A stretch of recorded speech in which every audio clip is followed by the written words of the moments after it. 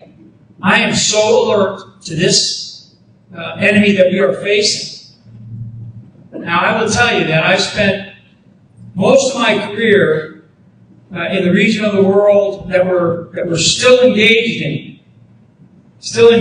And so many of you maybe only caught it in the news, or some of you, probably most of you don't know, but there's an ongoing coup going on in Turkey right now. Right now, there's a coup. Yeah, and I was just literally going back and forth with a very great friend of mine who trained with us in the Turkish military. And the Turkish military is I don't know whether they're going to succeed or not, but the Turkish military, anybody that's switched on and been paying attention, they have been just excised for many years by what really became a secular country, meaning a sort of a regular sort of nation state, and then began to move towards Islamism. This is Turkey under Erdogan, who is actually very close to President Obama. So I'm going to be very fascinated to see what happens, because if the military succeeds, and one of the things that came out of the military tonight, they're about plus 8 hours from here, so it's probably about 3, 4 o'clock in the morning there. One of the things that the military immediately said is, we recognize our responsibilities with NATO, we recognize our responsibilities with the United Nations. We want to make sure that the world knows we want to be seen as a secular nation. This is the military. So, yeah, that is what's happening. President Al-Sisi, who you saw up here, I served in 2007 and 2008 at U.S. Central Command, which is the command that takes care of the Middle East. And I was the head of intelligence at that time. President Al-Sisi was the director of intelligence, the DMI, director of military intelligence, at the exact same time. So he and I were actually colleagues together. We got to know each other. We worked very closely together. The guy he's another one that has trained for almost 30 years of his career right here in the good old United States of America. So we have to be very precise. I say Islam is a political ideology that hides itself behind this thing they want to call as a religion. I mean, when you have the president of a country, President Al-Sisi, who is calling for essentially a reformation, a revolution, in his words, in the Islamic world, he called for a year and a half ago. We should have embraced him. We should have jumped on that instead of we pushed him away. I mean, his words almost verbatim was, should we expect 1.7 billion members of the Muslim world to kill the other 7 billion? That was almost verbatim. He said it at a place called the Al-Azhar Mosque, which is essentially the Vatican of the Muslim world in Cairo. One of the things we have to come to grips with is we and frankly the international community have to really focus on discrediting the ideology. That's number two. Number one is recognizing exactly what it is, which our current administration, President Obama, does not allow us to do that, in the government at least. Well, the use of the word radical Islam, or the phrase radical Islam, is not allowed in government. So, well, let's draw on that for just one moment. And you've been over there, you've served in the Middle East. Yeah. Now we know that these terrorists, do they respect that President Obama is being politically correct, or how do they take that? They laugh at it. It's laughable. And many Muslims that are actually trying to help also see it as a disservice to them, because they see it as hey, don't treat us like children. We know what it is. This is a cancerous, barbaric form inside of our bloodstream, and we know it has to be rooted out, but we need the United States to help. So, the number one is to clearly identify it, clearly define it. Number two is to really begin to work on discrediting it, discrediting the ideology, just like we did against communism or fascism last century. And would that be by doing something like a Radio Free America and beyond that? I mean, the Islamic State, and then previously to that, the Al Qaeda offshoot, Al Qaeda in Iraq, They're on, I think it's number 14 of their magazines. So this Dabiq magazine, they have a daily like TV show or a daily media event that's called Al Amaq. Al Amaq is like their headline news. It's like their CNN. Okay. They put it out every day. So it has to be in a different form. Radio Free Europe is in the way that was done is something in the past. It's it was useful. Last century. This century is much different. It has to be a different form of warfare. In the book, I talk about Facebook and Twitter, and in some cases what they're not doing. And I think that they can do a lot more. There has to be a very positive message positive in a way that shows this ideology for what it is and what it is not. That's sort of number one. The third component is to create what I describe as a new 21st century alliance, and that alliance would consist of Muslim nations, because we're not going to get Iran to play fair. So this is where Russia comes in, because I talk a lot about Russia in here, and Russia's sort of I'm very uncomfortable with Russia and what Russia's doing. I've been told the Russians that they have to get Iran to back out. But this 21st century alliance is an alliance where you bring the Muslim nations together, the leaders. So like President al-Sisi, out of Egypt, the Kingdom of Saudi Arabia, which is Mohammed bin Salman.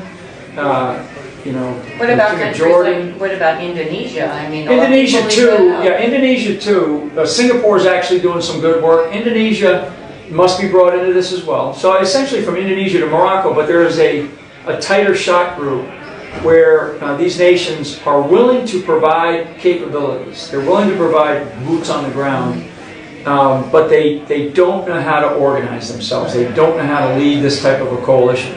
And in a way, if you were to use an analogy, it would be like a sort of an Arab NATO-like organization. I mean, in a way.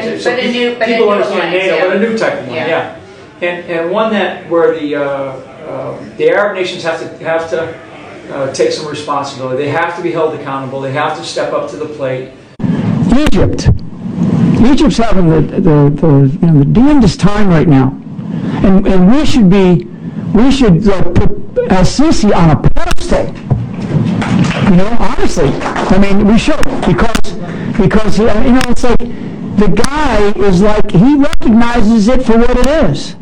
Now, why? Maybe he spent a lot of time in the West. Maybe because he's got a decent education. Maybe because he's just a guy that gets it. But he recognizes that, hey, and frankly, as I've said very publicly, Egypt is one bullet away from total anarchy. Total anarchy. Al-Sisi gets assassinated, which I know that he's got massive protection around him. But if he goes, there's not some other guy behind him. There's some other people, but there's not somebody like him. That's a problem. It's a problem in that region sometimes, where you don't build. Like Israel builds leaders. They invest in their future. These countries, they don't. They steal. So they steal from their future. So a guy like al-Sisi, he recognizes that to a degree, and I think that others, the monarchies have a difficult time. And they have to invest in their future. I think that what happened, back to your question, I think that what happened was a smart decision because they looked at the future. They looked at a 30-year-old kid that could be around for 60 more years because he comes from a line that actually lives a long time. They look at that. Okay?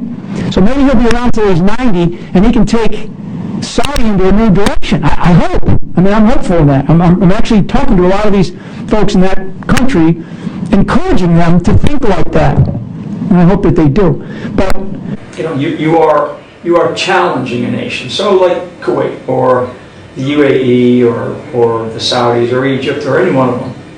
You're challenging them to take a hard look at their entire system, their entire ecosystem.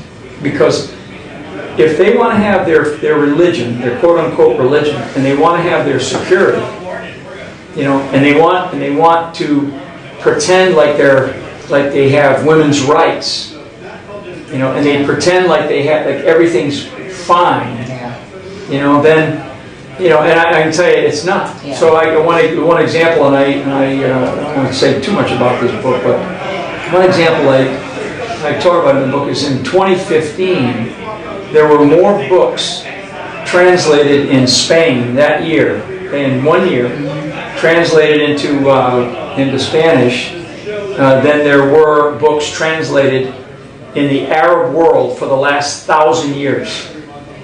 Okay? So 1,000 years ago, the Arab world would have had all of the Nobel Prizes, science, art, peace. They had gotten them all 1,000 years ago. So what changed was this guy Muhammad comes into play, and honestly, we're dealing with a text that is ancient and not helpful, and a society that lives on that text, and it can't come to grips with modernity, with becoming modern. I fully intend on buying the book. Can you give us an idea, a little prelude to what your plans are to defeat the ideology? Yeah, I mean, one of the things is that, and I start with this, and this really goes after being able to attack the ideology, discredit the ideology. I mean, we still have to do some military operations and the kinds of things that we're doing, but this doesn't mean, you know, more boots on the ground, because I always get asked that question. One of the things that I call for in the book is the creation of a new 21st century alliance. Rabbi Hausman mentioned President al-Sisi of Egypt. President al-Sisi is a good friend of mine. I've known him for a long time. He and I were were colleagues when I was the senior intelligence officer at U.S. Central Command down in Tampa. We had responsibility for East Africa, the Middle East, and Central Asia. And al-Sisi was the head of intelligence at that time in the Egyptian military. So he and I became friends, actually. And what I felt like we should have done was we should have embraced him when he gave his great intellectually courageous speech at the Al-Azhar Mosque at the end of about a year and a half ago, beginning of 2015, end of 2014. And Al-Azhar Mosque, for people that don't know, it's kind of like the analogy, it's sort of like the Vatican of the Muslim world. And first time a Muslim leader of a country ever spoke in front of that other than an imam or a cleric. So he stood there and we did not embrace him. We should have embraced him. One of the things that I call for is a new 21st century alliance, and principally putting the burden on the backs of the Arab world. And al-Sisi was calling for that. So there's some steps that we're trying to take right now, actually in the political process, to try to get this idea in place. It will exist. It will exist. Trust me, it will exist, because we have to, the Arab world has to take more responsibility for what's happening. But in order to get there, they're going to need U.S. leadership. But the idea of discrediting the ideology, we spent 40 years discrediting the ideology of communism. 40 years. Because that's, to a degree, that's what's happened in the Middle East, where we're dealing with one, you know, we're feeding weapons into one group, and all of a sudden they turn against us and they join the bad guys. Yeah, exactly. And I think that's where we saw, you know, the weapons going through Benghazi, through Qatar first, then Turkey, and then on into Syria. And I think that's a big problem, because now we're fighting our own weapons. So I think that that's a big issue. That is something, do you think that Pentagon can take care of? No, these are things. I mean, Pentagon would maybe, you know, do the mechanics of it. They might work the mechanics of how it functions. But this is really a bigger decision. Because am I giving you a weapon, you know, or I'm giving you a weapon for what end, for what purpose? So I give you something because I want you to do something with it. I want you to achieve something by whatever it is that I'm giving you. I want you to have an outcome. So what's the outcome? If I'm at a very tactical level, the outcome is a very tactical outcome. And that's all we are thinking about. We have no strategic thinking going on right now. What I would rather have is a real strategic discussion about what is it that we are trying to achieve. What are our overarching goals? Is it the defeat of radical Islam? It has to be beyond that. And this is where this alliance of nations, they have got to get their act together. Because if they don't get their act together, we will eventually go to a larger war. So we will have a larger war, and others will be consumed by that larger war, because we cannot continue to have these types of attacks where and this installation of fear in the West. I mean, I remember as a kid talking, about communists, right, in school and what it meant and what we had to do as a kid growing up. We can't talk about radical Islamism in our school system. I mean, you'd be thrown out, you'd be suspended, you'd be sent home, and then you as parents with your kids, people would be wondering about you. You'd be called names. We can't have that. We are facing another ism, just like we face Nazism and fascism and imperialism and communism. This is Islamism, and it is a vicious cancer inside the body of 1.7 billion people on this planet, and it has to be excised. So, and we should not fear this idea. We should define it clearly, and we should go after it.